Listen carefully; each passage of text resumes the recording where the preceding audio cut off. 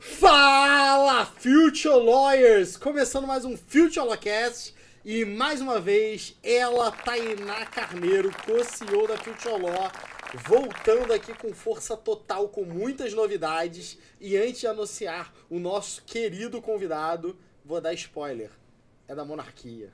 Mas antes de falar quem é o nosso convidado, que você já sabe porque tá aí, pra quem já viu o YouTube, então não tem nenhuma... Pra que, né, esse mistério, né, Tainá? Essas pessoas já sabem porque já clicaram no link. Dica, direito das startups. Mas, lembrando que esse podcast, ele é patrocinado pelo Lima Ferguson Advogados, pelo Sem Processo, pela Future Law, pela Lawin, pela Quark. E se você quer os melhores cursos do Brasil, peça aí no seu escritório, peça na sua empresa, o Future Law Infinity, cara, uma variedade gigantesca para você se preparar. E também, mais recentemente, Future Law 360, que eu não vou dar mais spoilers, a Tainá vai falar. E mais uma vez ele, que é figura carimbada, pisou no Brasil, a gente chama, porque o cara sabe tudo que tá acontecendo na vida da monarquia brasileira, europeia, um cara que vive lá em Portugal e é a nossa grande referência, nosso embaixador da Future Law na Europa. Embaixador na Europa. Veio hoje, cara, no estilo europeu aqui, camisa social, Gringo. bermuda, gringo, andando pelas ruas aí do Leblon, de Ipanema, ele, Helder. Onde olha? Pra ali? Onde você quiser, Helder, você é... Bem-vindo, Helder. Pô, já é o segundo já, né? Que a gente faz aqui, né? Segundo. Tá bom, pô. Não, Imagina. esse já na sede aqui, que você Na não sede, tinha vindo, né? não tinha vindo. É. Gostou, Helder? Achou maneiro? Pô, incrível. Quando eu vou dar Brasil, eu vou vir trabalhar aqui. É isso, já convidei, Sim. já. Ela já vai ter uma cadeira Já tem cativa. uma cadeira cativa ali, já. Ele já falou isso que vai ser de Portugal, lá da... Mas no Rio, Já, não tem. aqui já é No sua Rio. sede. Com certeza. Nós Mas, 8, fazer umas pô, reuniões. já até vi minha cadeira ali que a gente vai ter, com certeza. Bem-vindo, Helder. Maravilha. Helderzão, novidades aí, coisas boas da vida, Portugal, DeepSeek que tá utilizando. Boa. Cara, enfim, fazendo essa ponte aí, Rio-Lisboa, né? Essa ponte aérea Rio-Lisboa, mas o Brasil continua protagonista em matéria de tech litigation, legal tech, o Brasil continua sendo, acho que hoje, o grande protagonista, né? E é engraçado porque eu tenho acompanhado muito as missões da B2L, lá com o Daniel Marques, né? Sim. Inclusive agora, tá fazendo publicidade para eles. Vai ter Nova Nova York York agora. antes. Nova York eu vou. Março, Nova York, março. Março, vai ter o Legal Geek lá, Sim. né? O Legal Tech Week, né? Tech Week. O Tech Week é de Londres, né? Em outubro. Em outubro, não, em junho. Junho. E aí de lá eles vão para Portugal Sim. e eu recebo, né, a missão lá em Portugal, a Labreu Advogados. Mas é engraçado porque a gente foi em abril agora de 2024 para o Silicon Valley, né? Fizemos vários encontros legais e tal. E teve o evento da Stanford, né? O Future Law, Sim.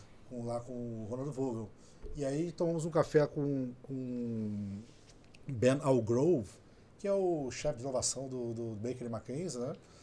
E ele falou assim, olha, a gente sempre está olhando o Brasil, né? Embora 80% do mercado fique concentrado ali nos Estados Unidos e Londres, Em termos de né? receita, Em né? termos de receita, né? Mas a gente está sempre olhando ali o Brasil, as novidades, né? Que surge, né? Embora a barreira da língua seja o grande hoje o desafio, né? Tanto é que a gente não dá um case de uma legal tech brasileira que tenha exportado. A gente está tentando com o pessoal da Inspira, se vocês forem assistir aí, lá em Portugal. Tá? Inspira, fala aí um pouquinho até pra galera conhecer. A Inspira ganhou o Web Summit, o Ano pitch de 2024, 24, né? Como primeira legal tech participando do prêmio, né, do Web Summit Europa, né? E eles são uma plataforma mais voltada para tax, né, para tributário. É muito interessante, né? E gestão de relatórios, uso muito de legal design, enfim. E a gente está tentando levar eles, né, para Portugal, né? Então a Abreu hoje meio que uma espécie de um early adopter, né? Para tentar desenvolver mais, né? Então tá com esse primeiro case lá. Uma das minhas funções, né, de levar as novidades brasileiras, né? A própria Future Law é um case de sucesso de exportação, pô. Sim. Calma aí, vamos fazer aqui um parênteses, né? Aí é o quarto ano que a gente está. Quarto ano, desde né? 2021. Logo depois da pandemia, a gente emplacou o primeiro in-house, né? O primeiro curso. Estamos indo agora, né? Inscrevam-se agora em abril. Se você tá em Portugal aí, que é a Future Law já está em Portugal, cara. Tem lá, e a gente está lançando uma parceria de sucesso, um curso incrível. Praticamente metade dos oradores. In-house com, a gente estava falando, um mix de in-house com legal ops, com inteligência artificial, a gente fez um... E é um sucesso. Isso que eu falo, como é que tá a percepção, por exemplo, da galera que fez a primeira edição lá atrás? Você sente isso que a galera, algum impacto? Total, porque eu lembro que no primeiro que a gente fez lá em 2021, né, eu lembro que tinha eu não me lembro agora o nome dela, é uma advogada que participou, que foi... Ela trabalhou numa gestão não sei se era do Mercado Livre, e quando ela falou os cases dela, assim, não, nós estamos agora gerindo uma carteira de 80 mil casos, que é relativamente baixo, né? E os in-house portugueses ficaram admirados. Né? Não entendi, né? É português mesmo, né? Você gera 80 mil. E lembrando que Portugal são 34 mil advogados, tá? 10% de brasileiros, e 34 mil advogados não tem aqui em Botafogo. 3 mil advogados hoje em Portugal são brasileiros. São 3.400, 10% Caramba. São brasileiros. E aqui em Botafogo, onde está gravando aqui o nosso podcast, tem mais de 30 mil advogados. Com certeza. Então você vê a proporção, né, de escala. É muito doido, né? Muito doido, né? O Brasil é um colosso. A gente fez agora no último Web Summit um debate lá. É muito comum no Web Summit aqui no Rio também, né? Os side events, né? Os eventos paralelos. Tal. E fizemos chamamos lá o pessoal da MIT Tech Review, chamamos o do Tom, né, que foi um dos precursores do iFood, né, sim, isso da móvel, né, e aí ele fez um comentário lá na mesa redonda, né, dizendo que em um mês, se eu não me engano, de outubro do ano passado, tal, eles bateram um recorde de 100 milhões de pedidos. Os portugueses, até hoje, assim, não, em um mês. Eles ficaram, não conseguiam acreditar, né. Proporções. Mas não é só Portugal não, tá, a Espanha também, embora geograficamente a população seja muito maior, os números também não são tão superlativos. O Revolut, a principal fintech inglesa, né, britânica, ela não chega, acho que tem 16 milhões de clientes, alguma coisa assim, não chega aos pés, né, do C6 Bank, por exemplo. Eu tava olhando isso, os neobanks, né? Você tem N26, tem Revolut. São os principais. A N26 na Alemanha, Revolut na Inglaterra, e comparando com o Nubank, eu vi o comparativo, Sim. porque todos meio que da mesma época, Mas o que vocês acham que explica essa discrepância?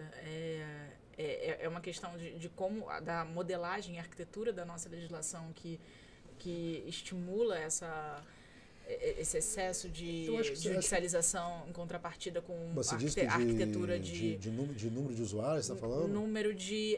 adeptos ali? De usuários dentro do sistema do judiciário.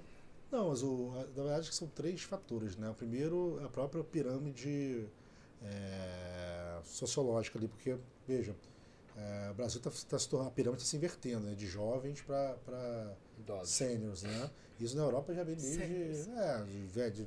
50 mais. O Roberto Carlos está com 83, o Paul McCartney está com 83 e está melhor que a gente, pô. Né? Fui no show do Paul McCartney, showzão. Eu acabei de voltar de Paris também, um showzaço. Pô, melhor do que a Rio, gente. Né? Eu também fui no Rio. Eu também fui no Rio. Mas a pirâmide, né? E o Brasil está se tornando isso, né? Aqui ainda temos muitos jovens, né? Isso é um desafio da Europa, né? Poucos jovens, né? Você não tem migração. O terceiro setor, no Portugal, eles clamam para que você tenha, né, jovens da população. E a receptividade dos brasileiros no mercado jurídico? Acho que isso é um tema que sempre eu ouço. Lá. Porque você fala duas coisas, a gente até... Acho que no mercado jurídico tem vários aspectos aí que eu acho que a Tainá fez essa provocação, e de fintech também acho que é legal depois a gente falar um pouco do mercado, mas acho que aproveitando muito você, a pergunta que eu tenho ouço visões diferentes, né, dos brasileiros que vão lá morar em Portugal. Por um lado, tem esse aspecto, né, porque vai rejuvenescendo de alguma forma o país, mas como é que você sente no mercado jurídico? Por exemplo, 10% dos advogados brasileiros, como é que tá essa turma lá, até para alguém que pensa nisso? Tem espaço no mercado, absorve? Boa pergunta. Tem dois fenômenos curiosos, né? Primeiro que muitos advogados brasileiros locais, até uma questão de barreira legislativa que é diferente, né? É difícil entender. É difícil você dar um reset e reestudar tudo, etc. Então, a maioria dos advogados, hoje, que eu falei desses 10%, estão alocados mais na parte de imigração, de Golden Visa. Acaba atendendo a própria população brasileira. Que quer, né, obter a cidadania europeia. Que você for ver, não é um trabalho te exige um conhecimento tão específico do Código Civil português ou da legislação local. Acaba que é meio que um processo mais by the book ali, né? Procedimental. Procedimental. Você não vê, por exemplo, o teu caso está num dos maiores escritórios, né? É difícil é assim muito encontrar. específico. Muito específico, é difícil de encontrar. Você não né? vê brasileiros. É muito pontual, muito pontual. Nem jovens, talvez filhos e filhas. Não, aí o que estuda lá... Já né, começa a entrar. Já começa a entrar. Mas você sente isso na população? É muito pontual, porque aí veio o segundo fator, né? O desafio aos portugueses é reter talento. Como de fato, né, os valores de remuneração não são tão altos, muitos migram para Luxemburgo, muitos bancos em Luxemburgo, né? A França também. Mas mesmo advogados? Tem advogados, porque acaba que tem direito europeu, né? O cara toca dali O cara mesmo. toca dali, aí por exemplo, Luxemburgo, né? Acaba que as questões financeiras, meio que comunitárias, né? Você vê agora a própria legislação a regulação de inteligência artificial, o próprio GDPR, acaba que né, são legislações mais globais como a da europeia. Então, Portugal perde um pouco desse público. E lembrando, né, que você falou de quem está interessado, brasileiros que estão interessados em ir para Portugal, 2 anos atrás ou 3 anos atrás, os portugueses, vendo esse número massivo de advogados brasileiros, que bastava você fazer ali a revalidação. Ainda é assim? Não, e que era só papel, né? E aí, de noite pro dia cortaram. Só a partir de agora não pode mais revalidar. Se quiser se tornar advogado em Portugal, vai ter que fazer a prova. E é difícil, né? Pô, veja. Faz tipo uma OAB de lá, né? Faz uma OAB de lá. Antigamente o cara só revalidava. Só revalidava, só papel, né? Só levava o papel, vai pagar as taxas, as tarifas. Mas você acha que isso é uma barreira que foi criada? Totalmente. Primeiro porque os advogados estavam ocupando um espaço nicho e, evidentemente, né, existe um trade-off ali, né? Não, imagina um advogado brasileiro no mercado de 1.500.000, chega a 30 mil, porra, agressivo pra caramba. E só naquele nicho de imigração. E aí, eu vi muita reclamação, e brasileiro sabe que brasileiro é criativo, né? Ia advogar na França. Você, não, eu sou advogado europeu. Aí a OAB da França comunicava a OAB portuguesa. Ó, tem um português aqui. Esse brazuca aí. Um brazuca aqui dizendo que é advogado europeu. Pô, né? Eu quero informações. Olha, tá uma infração, porque imagina, né, não cabe você, né? Uma coisa é a OAB francesa, outra coisa é a OAB portuguesa. Não existe um advogado europeu, né? E aí tá dando muita reclamação do... Advogado é que nem Gremlin, né, cara? Se joga água, prolifera e a galera agora tá gerando, tá expandindo territorialmente. Mas, Helder, hoje a tua atuação como advogado junto ao Abreu, você tem visto bastante propostas de inovação, startup... primeiro, tem esse mercado? Tem, porque acontece, né? Primeiro que lá na Abreu, eu já estou lá há 4 anos e meio, né? E é incrível, porque, na verdade, eles são muito, né, curiosos com o que acontece no Brasil, né? Porque, como eu disse, né, o Brasil hoje... e não sou eu que estou falando isso, não. Se você for ver as palestras do Richard Susskind, sim, ele sempre cita o Brasil. Não citava, né? Até vir pra cá. Até conhecer os brasileiros. Fazer 3 livros de homenagem dele. Inclusive, ele vai lançar um agora, né? Vai lançar um novo agora. O Felipe tá bombando também. Eu acho que, na verdade, tudo começou num evento em Brasília, que vocês receberam ele. Na verdade, foi o evento do Graciotti, da Informa, para dar os créditos adequados. Foi Informa, na época, e trouxe ele pro Brasil e... Na época a gente estava escrevendo o livro em homenagem, ficou mega emocionado, tem uma foto histórica lá. Eu lembro. E, cara, ele é muito gentil. E a gente até tem que tomar cuidado que a gente abusa muito, né? Toda vez que vai pra Inglaterra, leva a galera pra falar com ele. Cara, mas quase assim. Mas a missão da B2L que eu fui, a primeira em Londres... Ele deu uma mega atenção, né? Cara, ele foi lá no... Ele saiu do metrozinho com a pastinha dele, foi lá no York receber a gente. Boa, cara, ficou mais de 2 horas conversando com a gente. E papo aberto, né? Papo aberto e tal, e tirou foto, foi incrível. Aí a gente ainda chamou ele pra tomar uma cerveja, e falou assim, não, aí eu agora vou voltar pra casa. Vou comer um fish and chips aqui com ele é muito Cara, quando ele participou do primeiro Virtual Experience, ele tava de férias.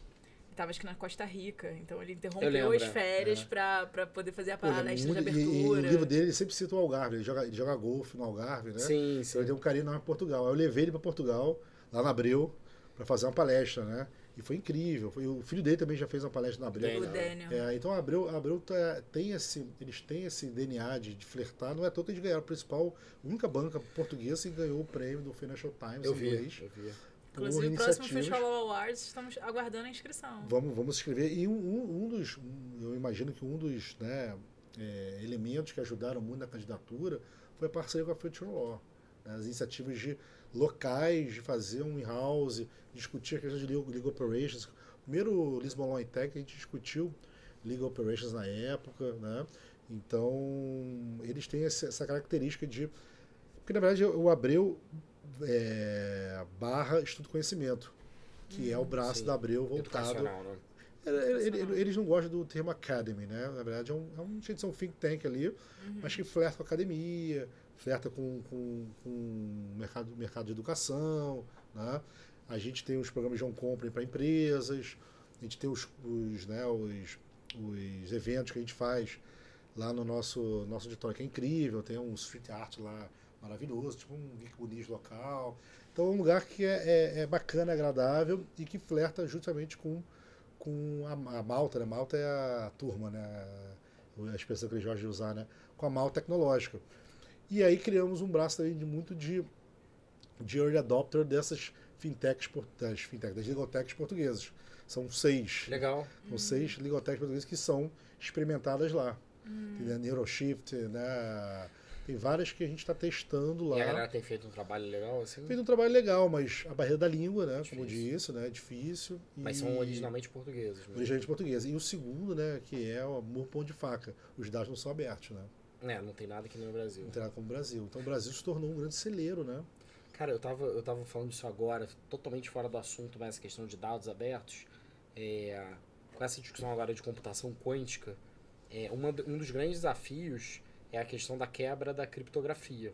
Então tem se falado muito, até porque assim, hoje você não tem capacidade ainda da computação quântica de executar, mas um dos grandes receios, um dos grandes calcanhares são as pessoas que buscam a base de dados, ainda que elas não consigam acessar, mas elas guardam para no futuro poderem quebrar a criptografia com computação quântica. E o Brasil, nesse contexto, e aí eu acho que emenda com a pergunta que a Tainá estava falando, fintech, o Brasil é um país muito avançado, né? A gente sempre critica, mas em termos tecnológicos, o Brasil é um país que está totalmente digitalizado, todas as autarquias, judiciário, mas, por outro lado, também esse nível de digitalização, se a gente não tiver atenção para a computação quântica, a gente vai estar com o país todo aberto, porque todas as informações estão abertas, diferente, por exemplo, na Europa. A gente tem a cultura do open source também, né? Não, e na Europa ainda tem muito essa cultura do papel, seja porque não conseguiu digitalizar, seja porque efetivamente tem uma preocupação. E eu acho que isso diz muito das fintechs. Eu acho que tem tanto, vamos falar, tese de Lawtech, tese de Legaltech, de fintech. Fintech, cara, o Brasil tem uma concentração muito grande de bancos, é uma população gigantesca, né? Mais de 200 milhões de habitantes. A inflação catalisou. Uma inflação, uma taxa de juros que também ninguém paga no mundo. Então, cara, uma oportunidade gigantesca para surgirem fintechs. Tanto é que o A16, cara, um dos maiores... o Anderson Horowitz é um dos maiores venture capitals do mundo. Botou alguns anos lá a tese deles de fintech na América Latina, em especial Brasil. Em relação a advogado no Brasil, eu acho que é interessante, né? Porque o Brasil tem uma diferenciação social muito grande e a gente já tem 80 milhões de processos judiciais, que é grande parte concentrado numa população com mais acesso. Se você for pegar a massa da população brasileira, sequer tem acesso. Isso quer dizer que se o Brasil chegar num nível mais igualitário, social, cara, a gente tem... São 50 milhões de desbancarizados, pô. Imagina essa galera entrando pro universo jurídico. E eu acho que o grande desafio no Brasil você tem muito advogado, tem muita faculdade de direito, a barreira de entrada é baixíssima, as faculdades com valores discrepantes, então você tem uma massa ali de profissionais gigantesca e um acesso à justiça, né? A Constituição brasileira entendeu o acesso à justiça de uma forma diferenciada. Esse direito ao acesso hoje não tem custo, né? É economia comportamental. Mas é isso. Não existe isso no lugar nenhum do mundo, nenhum né? do mundo. Já especial civil, né? Você usa sem custo. Sim. E sem risco, né? É uma roleta. Se der certo, tudo bem. Se você perder, não já era. Distribui de novo. E de próprio punho, né? De próprio punho. Engraçado isso, né? E eu acho que, assim, é engraçado, porque na minha visão, com a inteligência artificial, tá tendo uma discussão, né, da tese, mas eu acho que a tese muito forte são os agents, né? Inteligências artificiais emulando o comportamento do advogado. Sim. Aí os ludistas vão falar, acabou o trabalho do advogado. Muito pelo contrário. Porque, assim, uma das teses também muito fortes que eu tô vendo em inteligência artificial é comercial. Você pega Salesforce, tá todo mundo falando, cara, vamos criar agent de vendas. E óbvio que a OAB restringe, né, a publicidade, mas a gente entra no Instagram hoje, principalmente essas pessoas que captam advogados de pessoas físicas, cara, aparece o dia inteiro no feed o cara captando, né? Sim. Imagina esse cara com agent, com uma força absurda de inteligência artificial, captando o cliente pra caramba, distribuindo a inicial automatizada e o escritório respondendo automatizado. A gente fez um projeto com o STF para automatizar as decisões. Então, na verdade, quanto mais AI você colocar, mais isso vai se exponencializar. Então, é loucura, né? Não, concordo contigo. E, na verdade, o desafio hoje, né? O backlog, na verdade, vai continuar sendo, né? Gira em torno de 80 milhões ali. Isso aí fica sempre gravitando ali. Desde que tem lá os eventos da B2L. Sempre o mesmo número, né? Sempre o mesmo número, né, cara? Para 77, 80, 93, não, segundo os dados. CNJ, tudo. 91, cara, tá sempre gravitando ali. E pode dar, de fato, uma catalisada, né? Porque você vê, esse lance do processo a promoção do acesso ali, né? E o processo eletrônico. Você fala assim, a audiência online, legal, melhora a vida dos advogados. Não tem que distribuir o processo em papel. Cara, lembra? Você tinha que ir lá protocolar. Então, essas coisas todas... A gente vai eliminando barreira. Barreira de entrada, acesso mais facilitado, exponencialização. Então, a AI tem um potencial ainda de exponencializar isso. E o que é interessante, né? Porque quem não entrar... teoria dos jogos, né? Você não vai mais estar nesse play. Então, assim, se você não conseguir utilizar a AI, você tá fora, né? E aí esse foi um ponto importante dessa teoria dos jogos, né? Porque eu acho que o grande desafio hoje, pelo menos do mercado jurídico português, acho que eles levam muito a sério o lema do inovar ou morrer, né? Tem sentido isso? Tem sentido porque, na verdade, como eles estão sempre... Você vê a economia portuguesa, né? Acaba que advogar no mercado português, se você se fechar ali, 6 milhões de pessoas e tal. Muito restrito. Muito restrito. Então acaba que eles procuram muitas companhias estrangeiras, né, para advogar para elas. Né? Então grande parte do volume das demandas vem, né, de subcontratações, né? Os escritórios em geral do cliente que usa como correspondente. Lá em Portugal. Lá em Portugal. Então grande parte da receita vem de advogados correspondentes, de uma grande banca, de uma Hogan Lovells, do próprio Baker McKenzie, né? E eles não abrem em Portugal, né? Existe o que? Uma barreira? Isso também é um tema super polêmico, mas que esse assunto... Mas é que nem o Brasil, por exemplo, não pode. Não pode, Nem mais restrição que nem o Brasil. Embora recentemente a Ernst Young tenha lançado um braço jurídico. É isso que eu ia falar, cara. As Big Four, né, estão muito nesse contexto na Europa. Eu tenho lido e que foi uma barulheira, né? Mas lançaram lá um braço jurídico. E chegou evidentemente foi constituído por advogados e tal, mas que fica sediado dentro da AI. Não faz sentido, né? Mas se sente essa restrição da própria ordem lá. Não, total. Inclusive é um dos assuntos eles chamam de bastonária, né? Temos ali... da ordem. Que aí eles sempre deixam isso claro, assim como diferente do... Se não me engano, na Espanha também não é. Acho que a França está aberta. Porque Inglaterra total. É isso que é engraçado, né? É interessante. Você está na Europa com visões totalmente distintas. E na Inglaterra, onde está a maior parte do capital, né? Sim. Essa missão que a gente fez com a B2L, né? Que a gente visitamos o Pulse, né? Que é do Allen Overy, né? Fomos na Hogan Lovells, né? E fomos numa terceira, que agora não me recordo o nome, espetacular, assim, prédios de... Esse que a gente foi, o Hogan Lovells, prédio de 20 andares, sendo que 3 só para o time de inovação. Caraca. 115, 120 pessoas só de TI. Né? Surreal, né? É outro número, é outra percepção. Mas isso é uma ilha dentro da Europa. Na França não é assim, na Espanha não é assim, em Portugal não é assim, na Alemanha não é assim. Né? Inglaterra, de fato, não é à toa que eles saíram, né, Em Portugal você pode fazer a prova da ordem quantas vezes você quiser, porque na Alemanha, por exemplo, tem restrição. A gente tem um German Desk, que estava falando com um alemão aqui, ele estava falando que lá só pode fazer 2 vezes. Acho que na Suíça é uma vez só. Não, lá pode fazer. É limitado. Mas é curioso, porque lá você só pode estagiar quando conclui a faculdade. Durante a faculdade não pode. Durante a faculdade não existe, porque era integral, né? Mas você vê, Coimbra já está ficando para trás, né? A questão...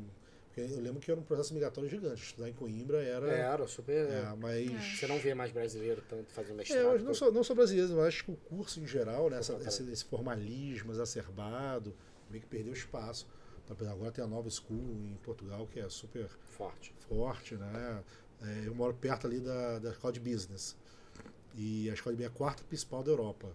E só tem estrangeiro, né? Só se fala inglês. E o que você vê de oportunidades ainda pouco exploradas ali na economia e Portugal? no atendimento jurídico? É também? engraçado isso que eu falei, o Abreu fez um evento no final do ano de 2024 para os finalistas, né?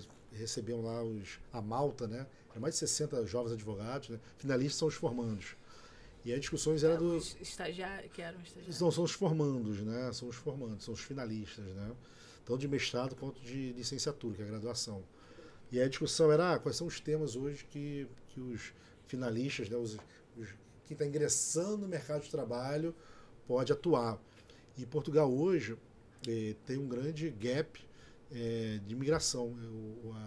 O órgão do governo não consegue atender a demanda Nesse de nível? PA e PG, de ter aí um ano para poder, nem deferir, para dar um despacho dizendo, pô, Bruno, Tainá, vocês estão buscando aqui a cidadania, tá? Ou seja, Golden Visa, ou seja, por reconhecimento, né, de cadeia hereditária aqui e tal, mas está faltando um documento. Então, existe hoje um grande desafio do governo de dar vazão a um número gigantesco de demandas. E você acha que é muito brasileiro, mas muitos de outros... Muito brasileiro, muito, por exemplo, cabo-verdiano. De todas as antigas colônias. Antigas colônias, né, que eles chamam de PALOP, né, pessoas da língua portuguesa. E fora dessa língua portuguesa, você eficiente algum outro tipo de migração? Ucranianos bastante, né? E tem muito mercado informal, Bangladesh, né, indianos, Uber, por exemplo, tem muitos indianos, né? O principal... E passo a falar português, assim, porque... Zero, não, eu estou te falando, a nova school, né, de business... Totalmente inglês. Só inglês. Você acha que está anglicanizando? Sim, não tem dúvida, mas em função... E os portugueses, em geral, são bilíngues, né? Sim. Interessante. Porque eles... Nunca se usou tanto o slogan, né? Agir local e pensar global, né? Então ele já vem de uma Mas proposta... em inglês mesmo. já vem de uma proposta de você advogar para estados estrangeiros. Você não se fecha muito ali. Lisboa são 600 a 800 mil pessoas. Mais uma vez. Pequeno, né? Muito pequeno. Porto são 400 mil. Né? Aí você tem espalhado Portugal mais um número. Né? Então é um espaço territorial pequeno, relativamente pequeno. Pernambuco é o tamanho de Pernambuco, né? É surreal, né? Surreal, né? Então é difícil, né? Mas esse que eles chamam de AIMA, né? Agência de Imigração de Estrangeiros, enfim. É uma demanda que a galera tá olhando. Uma demanda, e aí se surge uma Legal Tech para resolver essa dor, vai ser um sucesso. Porque, veja, você pode submeter tudo online, né? Ter ali uma espécie de um leitor, de você submeter ou ficar pelo cripto. Claro que tem muitos processos que são inadmitidos por falta de documentação que você não está elegível. Sim. E isso não precisava ser feito por um recurso humano. Faz sentido, né? Um agente de IA resolve. Um agente de IA resolve. Então, acho que poderia ser, você submeter isso a qualquer lugar, não ter que ir a Portugal. E o pior é que as pessoas vão a Portugal, o visto expira, são 3 meses. Lá. Isso é obrigado, porque o espaço Schengen, né? Você não pode sair de lá. Então, as pessoas ficam lá, ficam protestando, aí fazem protesto na porta da agência. Então, se surge uma Legal Tech para... A mega dor, né? A mega dor, né? Fica a dica aí, pessoal. Não, e eu já falei sobre isso lá. E aí acaba que entra o segundo conflito, né? De know-how, né? De ocupar esse espaço. Quem está disposto a fazer isso, né? Qual é o dev que está disposto a criar essa inteligência, enfim. Então tem esse desafio que eu sempre falo, é o grande filão hoje. E como é que você sentiu do uso de AI assim, em Portugal? Porque a gente aqui no Brasil, um acesso gigantesco à rede social. Em Portugal isso é menos intenso, né? Tanto o uso de rede social de maneira geral. Você não vê a galera de Portugal gastando tantas horas ali no Instagram da vida. Eles usam muito SMS, né? Então, muito SMS, né? WhatsApp. Porque o WhatsApp tem uma questão da privacidade, intimidade. Né? Vou trocar um SMS com um WhatsApp com uma questão profissional, eles vêm com certa reticência. Então o SMS é muito usado. Curioso isso, né? E pouca rede social. E você acha que AI a galera tá usando? ChatGPT, Gemini, Llama? Ainda tá naquela fase ainda do estranhamento, né? Mas claro que tem alguns espaços que desenvolvem muito. A própria Católica tem um laboratório bacana sobre isso, né? A PUC deles, né? Eu estava falando com o Luiz Berreto Xavier, né? Que lidera lá da Abril, lá do sim. E mas não tenha dúvidas que essa questão, esse fetichismo regulatório europeu atrapalha um pouco, né? Enfim, Cara, o ambiente altamente regulado, isso que né? eu falo também, isso é legal, né? Acho que a gente sempre fala isso, né? Que os dois grandes produtores de tecnologia do mundo, os Estados Unidos e a China, e a Europa ali é o grande regulador do mundo, né? A forma deles não perderem. Qual é o protagonismo europeu? Regular. Né? Porque já que eles perderam a corrida tecnológica, né? Eles vão agora tentar regular. Não, mas isso já vem desde o Copyright Act, a lei eleitoral de 1400 e tal, com proliferação das máquinas, né, dos tipográficos, aí regulavam. Aí veio o Código Napoleônico.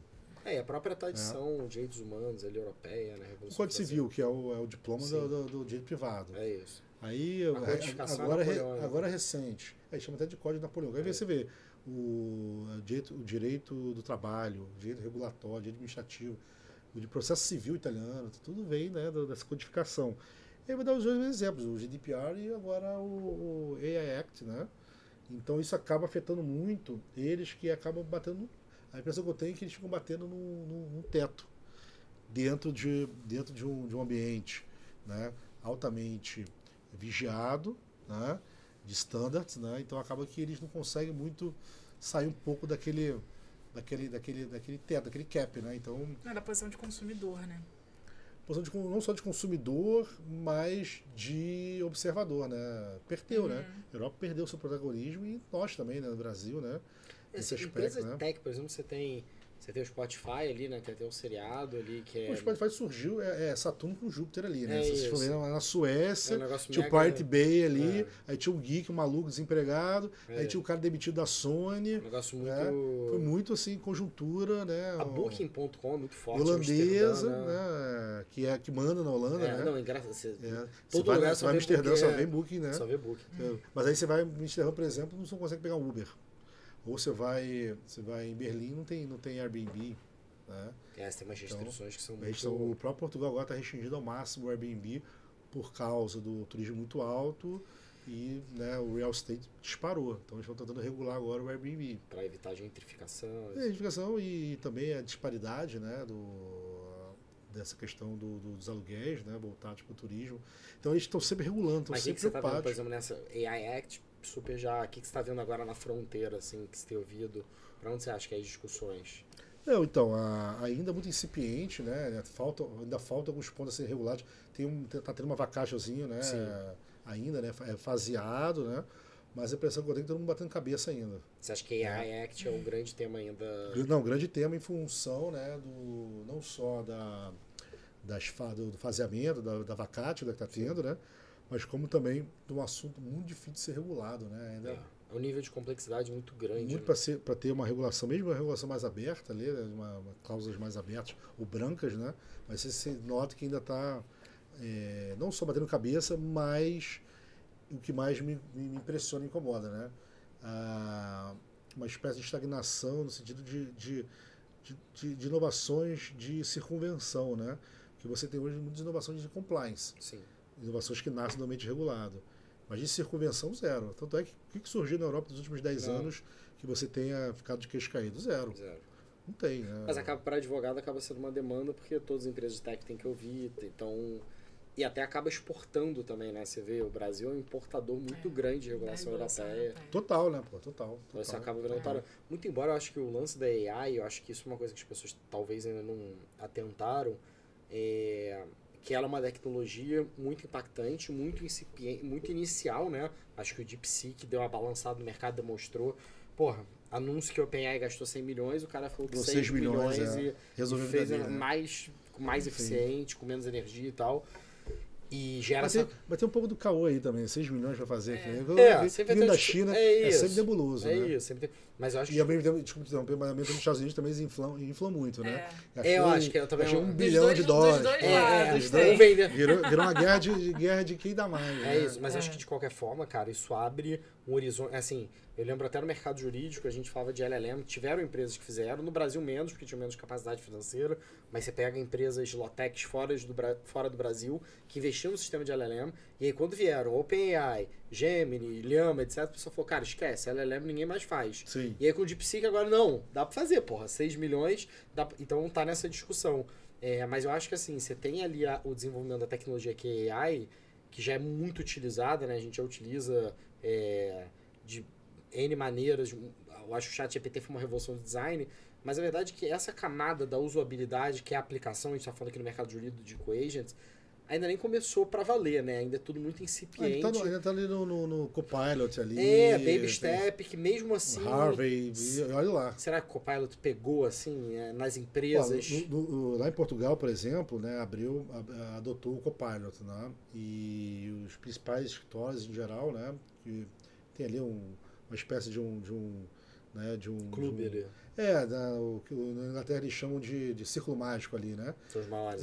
O círculo mágico ali adotou o Copilot, o Harvey, tem uma Hershey, se não me engano, Sim. que é sueca. O Harvey, inclusive, com o investimento da OpenAI, né? Eles estiveram aqui no Brasil no Future Law Experience ano passado, foi bem legal, assim. Então são essas três, mas eu acho que são as três que vão liderar. Não, mas eu te falo o seguinte, mas na prática, assim, não tenho dúvida que todo mundo adotou o Copilot, mas na prática, o advogado ali tá usando. Olha, aí entra mais uma vez a questão de como implementar, né? É isso. Eu tenho notado que a nova geração, o Next Gen, tem adotado. Os mais, né, a malta, né, ou seja, os mais seniors, meio que terceiriza, então gera esse relatório para mim, ou fazer uma due diligence usando, aí já meio que terceiriza, né, ou seja, pede pro Next Gen usar, né? Mas eu acho que a média prazo está começando a entrar bonito. Assim, o problema é o custo ainda, né? Caro, né? Uma assinatura está girando em torno aqui de $80, uma coisa assim, né? E em geral, e aí acaba que você segmenta, elege os principais nomes que vão utilizar ali dentro. Vão utilizar e vão meio que evangelizar internamente. E aí, uma vez já aderindo, acaba que tem mais assinaturas. Mas, no caso da Abril, o próprio Microsoft é cliente, então tem ali uma... Mas eu tenho a impressão, você pega, por exemplo, o início da internet ali, 94, 95, quanto tempo demorou? Você falou do Mercado Livre, por exemplo, que deu aula, o IPO do Mercado Livre na Nasdaq foi 2007. Você teve ali o estouro da bolha ali da internet, se é que foi bolha, tem discussão, mas 99, 2000. Então, assim, quanto tempo vai demorar efetivamente para as aplicações? E aí a gente já está regulando a infra sem nem entender como é que a infra... Você tem o AI Act, aí você vem o DeepSeek, que, cara, tá usando de outra forma, então tem um... Você acaba regulando baseado no negócio, né? E não na tecnologia em si. É isso. Eu acho que essa é a minha visão, por exemplo. Que a gente assim, vou regular a internet, que era um sonho até... Você pega aqui no Brasil, teve muita discussão no passado da Anatel ser a grande agência... Até o Marco Civil da internet, que aos poucos está sendo desidratada, se não já foi quase toda, né? É isso. O Marco Civil hoje praticamente não existe, né? E uma norma mega estandarizada, super contra os padrões brasileiros. Feita em consulta pública. Fez consulta pública. A 4 mãos ali, tá defiando se não se tornar... Os principais artigos foram... E judicializados, né? A discussão no Supremo muito forte. Mas o que eu acho interessante é isso. Então, e mesmo assim, quando você pega o Marco Civil da internet, olha o espaço ali da internet, propriamente dito, anos depois, né? Eles falavam logo de acesso, ninguém entendia. E eu participei bem na época na FGV, né? No Centro de Tecnologia e Sociedade, lá com o Ronaldo Lemos e tal, no CAF. E hoje, foi completamente desidratado, né? Hoje, acho que não existe nem... Mas você pega, você tá falando de 2008, 2009... Fugiu o ano aqui do Marco Civil. O Marco Civil foi em 2014. Você ia falar 14, 2014 foi quando ela efetivamente entrou em vigor. Então. 2013 ela estava na abacate. Isso que eu estava na dúvida, entre 13 e 14. Agora, se você pegar, que a gente está falando que a internet chegou em 94, você está falando de 20 anos depois para criar uma norma geral que, passados mais 10 anos, está se desidratando. Com a inteligência artificial, perfeito, que é até um difícil. Quando é que começou a inteligência artificial, teoricamente, mas... Vamos lá, na prática mesmo do que a gente está chamando hoje de inteligência artificial, super recente, você já está regulando uma coisa que nem tem a camada efetivamente de aplicação. E no Congresso Nacional já estão pensando até em apertar o reset lá, né? Existem discussões de que o projeto de lei vai ter que ser reformulado, né? Enfim. Porque eu acho que essa discussão de... Eu sou muito defensor ali do sandbox, né? Então, e eu acho que quando se fala de regular a inteligência artificial, é um negócio que está regulando a tecnologia, vou regular a internet... Então, assim, você não está esperando nem as aplicações, né? O ideal talvez seria, vamos regular o chat de... Esse modelo de uso, de diálogo, o que ele fala para você. Por exemplo, você pega ali, uma discussão aí profunda que é regulação, mas o DeepSeek ele já nasce regulado até pelo contexto geopolítico dele. Ele tem uma restrição do que ele fala com você, ou seja, ele carrega ali uma certa regulação que não é uma regulação própria da inteligência artificial chinesa, mas é uma regulação própria do Estado chinês e da percepção de como as informações se dão. E tem a regulação também de você já construir a tecnologia baseada nos erros e acertos do que veio antes. Então, a gente estava falando da OpenAI, assim, aquela pergunta que você fez, que a OpenAI... Ela tá falando que no início... não responde mais. A DeepSeek também já tá antecipando. Então, mas novembro de 2022, cara, tô muito ruim de datas hoje, foi novembro de 22 que lançou. Eu perguntei, cara, o que você faz aí que assusta seres humanos? Aí o ChatGPT falou pra mim, cara, eu invoco demônios. E hoje, cara, ele nunca falaria isso que tem barreira, mas eu digo assim, o que eu digo você tem uma legislação na China, não necessariamente em relação à inteligência artificial, mas ele já se entende que um produto de origem chinesa, ele não pode falar, por exemplo, de questões políticas sensíveis. Eu não estou fazendo uma análise política... No aspecto político-econômico, sim. Não, mas... e já vem a regulação abarcada. Então, assim, em que medida eu já tenho uma série de regulações que já servem para AI at all independente, né? Então... Agora, eu acho que tem uma temática da IA que o Helder pode também ir mais a fundo com a gente, que é a questão do aspecto de propriedade intelectual, direitos autorais. Boa, gostei dessa provocação. Pô, né? A boa pergunta é fácil, né? Jogou o cara no fogo. Mas só para concluir aqui essa questão da regulação, né? Quem é o mais interessado na regulação é quem tá no encastelado, né? Porque você vê, até a tese de chutar a escada, né? Sim. No caso da Apple, já tá encastelado, o próprio Samsung, enfim, para falar o próprio TikTok, enfim. A regulação interessa porque eles já estão encaixelados e chutam a escada e, enfim, mas eles, para chegar se virem aí. Para chegar nesse topo, eles trabalham num ambiente completamente, não vou dizer livre ou uma anarquia, mas um ambiente muito mais de zona de manobra. O próprio Airbnb, ele, quando ele estava no flat lá, ele faz um black hat com a Craigslist. E o grow hacking dos caras foi em cima do... E hoje o GDPR jamais permitiria que isso acontecesse. Claro. Só nisso aí já derrubou mais de 1000 startups que não vão chegar onde o Airbnb chegou. O Airbnb interessa ter o GDPR, claro. Esse é um ponto interessante. Né? Ou seja, já me encastelei, então chuto a escada. Então, vários mecanismos de hack, que é o Naval Ravikant que fala isso. Para você chegar no status de poder, você tem que se alavancar de alguma forma. Sim. Seja de capital, de fundraising ou alguma coisa de propriedade intelectual. Então, hoje, o treinamento lá do próprio OpenAI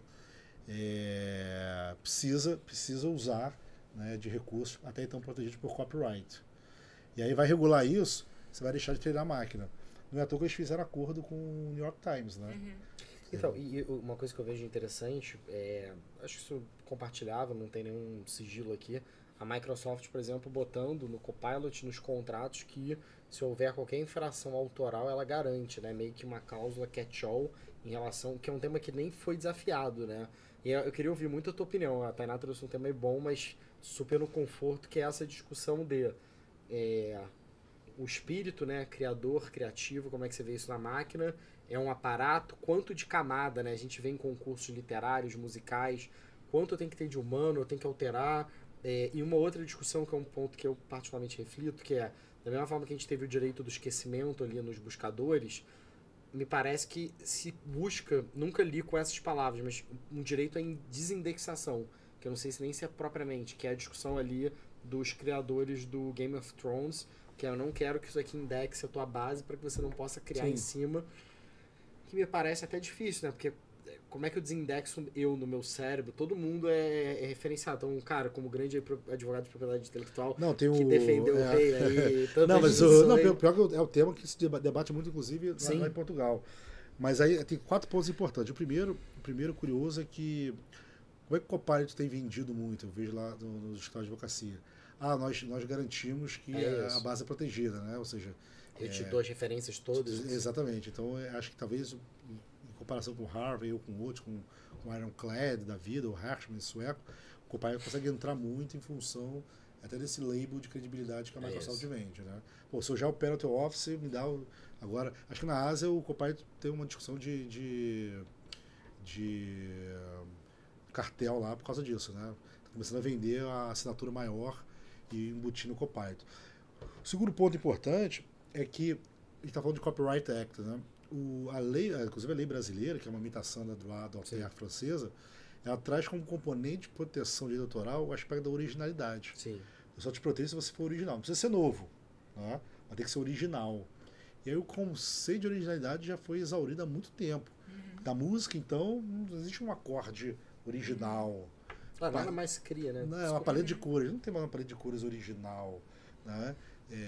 Você não consegue fazer um riff, uma melodia original. Já se esgotou, Tudo, né? Já foi feito. Tudo esgotado. Do ponto de vista de argumento cinematográfico. Dentro da nossa capacidade. Dentro da argumento cinematográfico. Né? Você tem um exaurimento, e aí entra, no caso da inteligência artificial generativa, que consegue embaralhar, né? E buscar, né, de uma fonte gigantesca. Mas será que é original? Aquela leitura empolada, né? Geralmente neutra, né? Será que tem um aspecto original ali? Eu creio que não. E o treinamento da máquina tem um aspecto do fair use, né? Do Mas adequado. isso que você levantou, tem a discussão de... Eu tô muito em contato com produção acadêmica, os artigos que a gente recebe na RDTech. Eu tô agora, finalmente, em junho, vai sair o depósito da minha tese. Boa. E eu tenho lido muito sobre essa diferenciação do que é produzido pela IA. E a gente tem lá um software anti-plágio, anti-plágio / anti-inteligência artificial, e a diferenciação disso.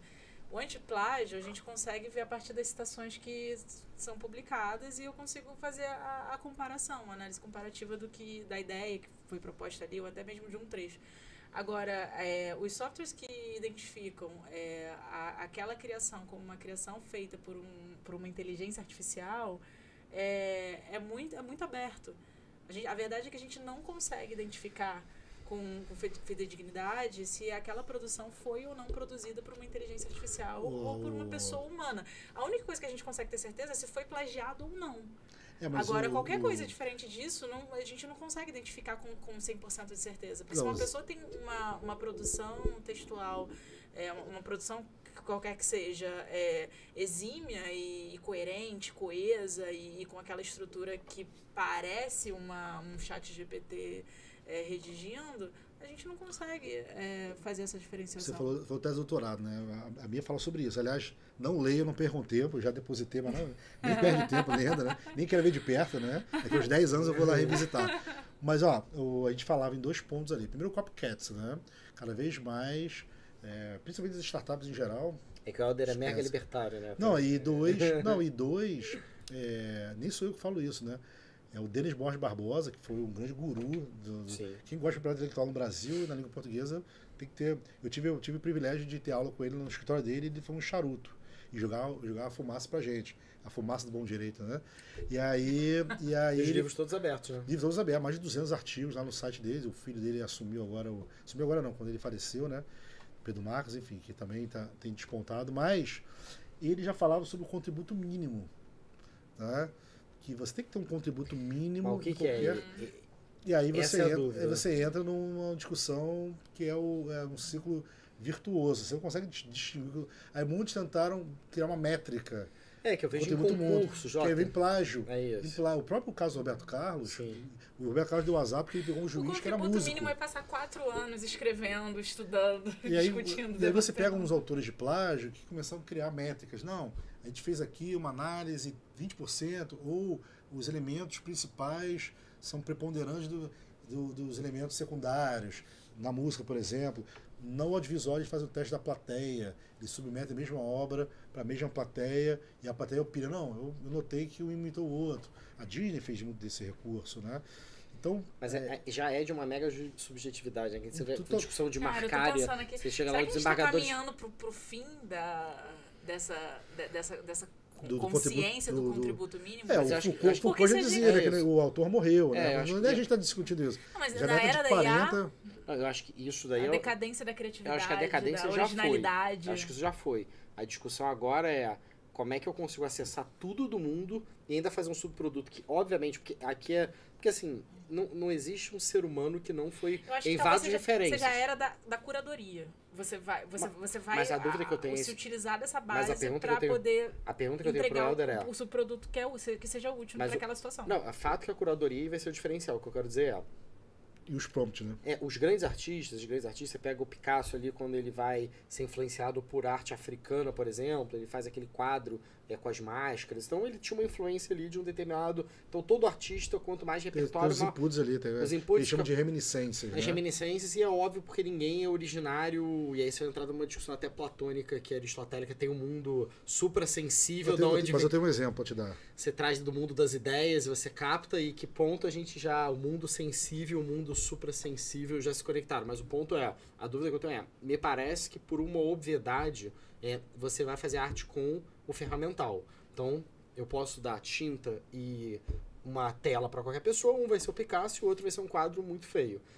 Me parece que a inteligência artificial generativa também é um ferramental. Eu vejo, você escreve um prompt, ele te dá uma coisa, você pede para ele revisar, às vezes eu faço 10, 14 prompts, eu vou co-criando com ele. A dúvida que eu tenho é, esse produto que sai, ele tem uma defesa autoral, ele é uma criação humana pela interferência com a máquina ou não, e essa eu acho que é a discussão, né, na minha opinião. O Gerald Thomas, né, o autor de teatro, ele não assiste peças de teatro, para não sofrer os inputs e essas reminiscências. Ele fala, não assisto para não ter meu processo criativo. Mas vai sofrer de outras artes, né? Mas é impossível. assim, Se ele vai na quando você rua, tá vivo, se ele vai viajar, você já tá faz a sofrendo vida, de se ele reminiscência. assiste um seriado, enfim. Então isso é bullshitagem total, né? Não existe. E dois, a intervenção humana, né? E eu estou falando aqui do ponto de vista mais cartesiano, né? A questão da novidade e da originalidade. Qualquer tipo de ingerência de curadoria humana num texto já traz a questão da autoria. Independente da camada. Independente da camada. Se eu fizer um prompt de 2 linhas e Sim. ter uma obra, posso levar ali na Biblioteca Nacional? Porque senão você vai estar acabando com a funk music da década de 80, né, com a dance music, que era toda já com sintetizadores. Né? Totalmente. Claro que agora você usa muito mais, né? Mas já usava, por músicas eletrônicas em geral, tudo feito por Então a tua recurso. visão é que qualquer produto dali decorrente é a criação do intelecto Sim, humano. mas desde que tenha um contributo mínimo original. Claro. Tá? Você não vai submeter e tirar. O Alok, aquele DJ, que ele é muito bom. Ele, desde pequeno, o pai dele, se não me engano, era produtor Sim. musical. Ele sampleia muito bem. Ele vivia em rave desde moleque. Acho que o pai dele estava, inclusive, no que deu problema Foi, lá Israel, no foi. Israel, né, pai? No Nova. Era dele, na produção dele. A produção dele, enfim. Então, e aí o Alok usa muito desses recursos tecnológicos, mas ele coloca, eu diria que igual aquele filme do Ratatouille, né, o Ratinho, ele bota um temperinho ali, E né, que é o grande... que é o grande diferencial, né? É o grande isso. label ali, pum, coloca cunha, igual na vaca, né, que você bota, né? E Helder, você já viu algum case relacionado à desindexação, esse direito a não estar na base? Boa pergunta. Eu vejo muito em casos de cyberforense, né?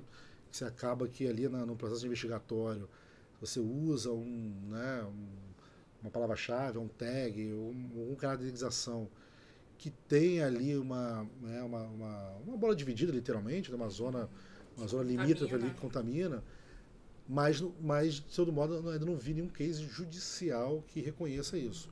Ainda está muito na discussão, né, de envenenamento do processo em si, mas ainda não teve nenhuma manifestação da tutela jurisdicional. E nas artes, você que trabalha com artistas, com criadores, você acha que pode ser uma tendência do direito de não ter minha arte, minha produção intelectual indexada para a produção? Mas veja, sua pergunta também é ótima, né? E a gente precisa também ser mais realista, né?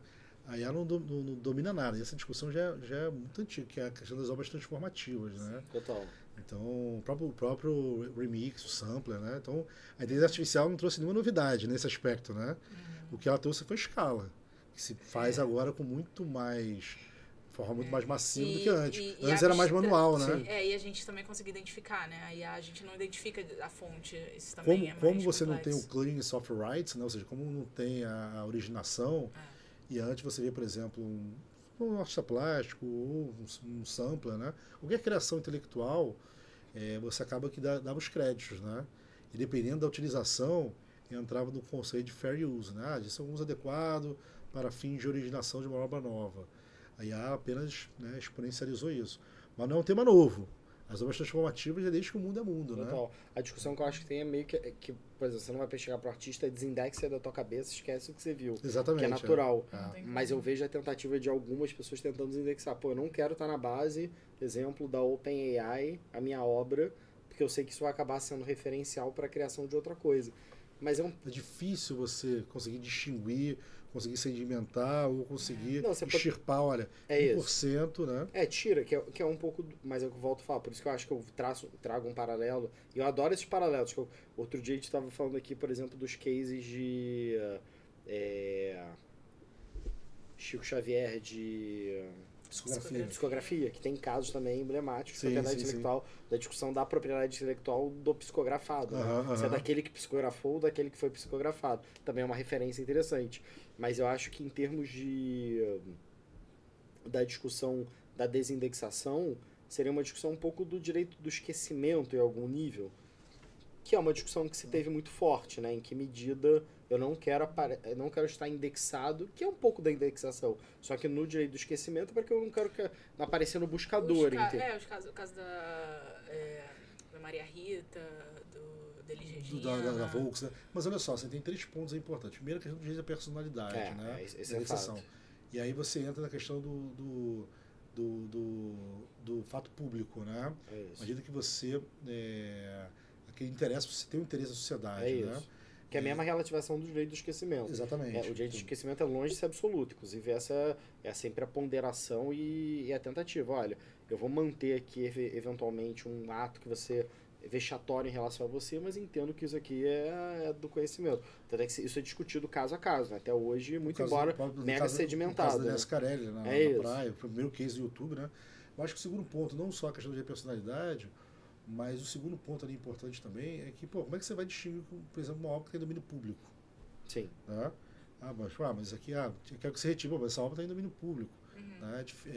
Você não consegue distinguir, né, tirar do indexador o que é uma obra que pertence à coletividade. Né? E o terceiro ponto, mais importante ainda, né, é a questão da prova da autoria. Sim. Né? Mas olha só, porque a própria lei diz, né? Métodos, planilhas, ideias, né? Formatos não são passíveis de proteção. Né? Então, o PI voltou a ter um protagonismo. Cara, e o que é engraçado... Não, isso é uma coisa que eu penso muito, que a galera de PI, e aí é interessante, né? A turma de PI... migrou para a LGPD. Que foi mega inteligente e mega sem sentido. Se apoderaram um tema que não é deles. Que não é deles. É administrativo. É muito regulatório. É totalmente regulatório. Né? É direito regulatório na veia, enquanto propriedade intelectual é direito eminentemente privado, propriedade privada, de criação e especificidade. Não sei em que mundo se conectou. Acho que foi um aspecto meramente mercadológico. A galera começou a ver que isso aqui não estava... Usurpação, usurparam uma área. Porque eu acho que a galera de PI, eu acho que tem esse aspecto da inovação. Por estar lidando sempre com a inovação, viu a oportunidade de uma coisa nova. Ninguém viu, eu vou lá e capturei.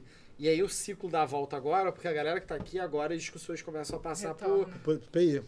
Então é interessante. O PI se tornou, voltou a ter um protagonismo que, de fato, né, ele perdeu um pouco ali o seu ápice com a decadência do mercado fonográfico, com a questão dos players de streaming e tal, muitas questões envolvendo, né, a humanidade começou, as coisas estão em domínio público, né, porque o audiovisual são 70 anos, fotografia 60 anos e as obras musicais. Então a gente está num ciclo, esse ano, por exemplo, né, hoje o de Andrade entrou em domínio público, né? Então, Popeye, o próprio, né, o tão polêmico Mickey, enfim. Então acaba que ano passado, e aí você tem vários, Cecília Meirelles, enfim, os audiovisuais estão entrando o vento levou e tal. E aí volta a ter um protagonismo que até então estava adormecido, né? Então é curioso você estar falando, né, essa questão do um ciclo virtuoso, mas ao mesmo tempo volta a ter um protagonismo. E, claro, das infrações voltadas, né, pelos usos massivos de A alegria, recursos tecnológicos. a alegria dos profissionais de direito em, Não, em ver os problemas infração existe ressurgindo aos montes, e as né? demandas Até em porque, assim, na medida em consequência. que todo mundo produz conteúdo, em algumas plataformas isso se dá de maneira mais automatizada, né? Que você derruba ali, dá o strike quando você tem uma quebra de autoralidade, mas em muitas outras não, né? O desafio hoje é que antigamente, quando você tinha 5 televisores, passou na televisão, eu sabia que o cara O próprio tava... case da Daniela Scarelli, derrubaram o YouTube. Não, e você vê, por exemplo, na questão do plágio, né? Usava-se muito como tese de não configurar o ato ilícito a questão da coincidência. Pô, veja bem, eu tô no Brasil. Para eu pegar um vinil na Europa, eu tinha que vir de navio. não consigo... Pô, então é coincidência. Hoje em dia não, né, pô? Então, Não, e você vê hoje, volta e meia, assim, aparece algumas plataformas de conteúdo, a galera falando assim, tá vendo aquela música americana? Foi plágio da brasileira. Ele bota e bota. é o Rod Stewart com o Jorge Benjor. É, Agora tem cara, a Jorge Adélia, Benjor aquela tá sendo Adélia agora. plagiado. É, Coitado, Jorge Benjor. Não, mas é idêntico, cara. Então, assim, é fato que alguém fez uma viagem pro Brasil, coletou uns vinis e falou, cara, vamos ver. bebeu daquela fonte. Bebeu, não tem como. Faz Assim, parte tem, do. em alguns casos. Cara, mas a verdade é que. E que bom aí pro Helder e pra atuação dele, mas é que a produção cultural brasileira é de excelência. E com certeza. Você tem uma fase do aquele André Midani, que foi o grande diretor da Warner e tal, e foi da Philips na época, né? Década de 70. E a Philips holandesa, né? Ela não conseguia entender como é que uma subsidiária, naquela época usava muita expressão país subdesenvolvido, né? Como é que uma subsidiária de um país subdesenvolvido é o meu maior lugar de maior rentabilidade? Que era o Brasil, década de 70, pô, bombando. Pois é, década de 70, Tropicália, você pega Erasmo, Jorge Ben, você pega essa discogafia. A Philips, assim, como é que pode uma isso subsidiária reverbera de dar tanta produção receita? cultural Sem pro AI, futuro? Pois é. Então, assim, o que vai existir de demanda e de repercussões das reminiscências da produção cultural brasileira, principalmente década de 60, 70 no Brasil, o que está por vir, assim, agora que a gente conseguiu capturar, que foi o da Adele e o Rod Stewart, é só o começo. Não, você vai Só largar, o começo, vai largar é só total. o começo. O Portugal, por exemplo, do ponto de vista cultural, o Brasil domina, né? Produção de telenovelas. A galera consome muito. Muito, de música, de... Pô, o Ainda Estou Aqui teve fila no cinema, né? Foi. Então eles gostam, Vai ganhar consomem. Oscar. Vai ganhar Oscar, né? Lembrando que Vai Helder ganhar também Oscar. aqui é... Joguei pro Eu filme também? também. Não, joguei pro... enfim, também não posso entrar muito em detalhes, né? Não, teve mas super uma polêmica, amigo do- teve uma polêmica nos bastidores lá, que teve que intervir e tal, enfim. Coisas do backstage, né? Backstage. Não, e da Mas o turma filme- inteira. Helder tá com a turma toda lá. Mas o filme é incrível, enfim. Mas você acha que leva, Helder? Não sei, né? Cara, Acho levou o que, Globo né? de Ouro, eu acredito em tudo. Mas acho que como o Oscar ensina, como filme estrangeiro é bem cotado. E eu diria, eu vou além. Nada do que a academia ali da americana querendo flertar com o mercado audiovisual brasileiro, né? Sim. Tentando, né, fazer ali um agrado, né? Porque o mercado brasileiro de consumo é incrível, É né? gigantesco, né? É gigantesco, né? É quarto mercado, se eu não me engano, de consumo de audiovisual. Né? E você vê também pelo engajamento das plataformas, né? Bom, uma loucura, né? É uma loucura. Eu falei aqui do iFood, dos 100 milhões, né? Que ninguém não Sim. consegue acreditar, né? E aí alguns outros números, né? O WhatsApp, se não me engano, é o terceiro maior mercado. E aí o caso do Elon Musk, né? Que ele, né? O caso do X. E os acionistas falaram, você volte lá. É o teu jeito. Volta o cão arrependido. Bote um representante legal, porque, pô, tá maluco de não operar no Brasil. Então o Brasil, de fato, ele é o grande protagonista e sempre foi de consumo, né? De mercado consumidor, né? E digital especialmente, né? Digital especialmente. Então você tem as legal techs, voltando ao assunto das legal techs, né? Se tornaram um grande case de você observar, né, de como elas têm de volume. O LDSoft foi uma das primeiras. Sim, o Apple. O Apple ele funciona, é objeto de exportação, de mega copycats, né? Ele salva todo mundo, todo estado de PI tem que ter um Apple. Helder veio aqui para mostrar que a melhor parte de sair do Brasil é a gente ganhar perspectiva Sem saudades. do mercado, de como o Mas eu Brasil falo isso, tem mas potência. Cara, o Brasil não é só um celeiro de bons craques, de advogados. Quem advoga no Brasil advoga em Júpiter, né? Imagina um Advoga. tributarista no Brasil, né? O Rony Mesler que fala isso, né? Quem empreende no Brasil, empreende Em qualquer lugar. do planeta, né? É Mas o verdade. Brasil é um celeiro de boas práticas. Eu não tenho dúvida disso, né? tanto profissional, tanto no mercado de advogados, médicos, profissionais de publicidade, né?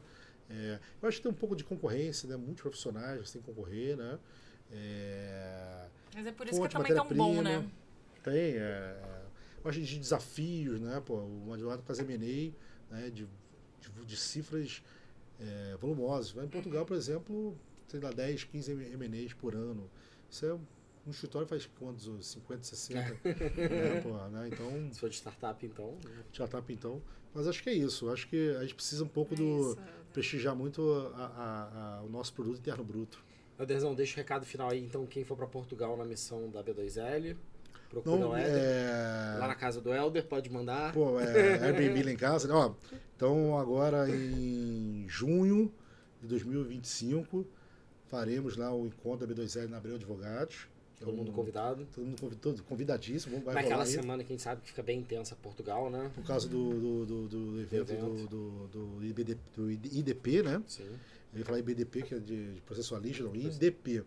E todo mundo bem-vindo. Vai ter um evento antes da B2L em Londres. E de Londres. Legal Tech... Sempre esqueço desse evento. Legal Tech Week, o Legal Geek. Mas é gigante, tá maneiro. Gigante. E aí você vê, o próprio Legal Geek cita exemplos brasileiros, né? Eu fui, do ano passado, em vários cases de legal design brasileiros, né? Sim. Acho que, se não me engano, Brasil é inescapável. Mas, se não me engano, foi o próprio iFood que eles usaram como case, né? Muito interessante. E de lá, a turma vai para Portugal, fazer o nosso evento lá em Portugal, que vai botar o Portugal no cenário das... Alguns cases do iFood é da Quark, já citada, Legal Design. Mas eu vi esses cases, esses exemplos, ano passado, quando a gente foi para Londres. Então, rodando o mundo, Brasil, é importante dizer isso. Não, é importante tipo que às vezes não ganha né, boca a boca, a projeção que merece, né? Mas, de fato, né? Não é só o cinema brasileiro que tá ganhando o Oscar, não, Tainá. Sim. É o legal design brasileiro, são as legal tech brasileiras, é a future law, educação e tecnologia. Com certeza, com certeza. Então, estou esperando vocês em Portugal, estaremos em junho, lá. Com certeza, e vamos fazer um grande evento por lá. Muito obrigada. Valeu, Elderzão. E é isso, pessoal. Sigam acompanhando aí. Future Lawcast. E a Tainá acabou que ela não falou do Future Law 360, mas procure nas redes sociais que você vai saber tudo sobre essa novidade muito especial. É isso, Valeu. galera. Valeu.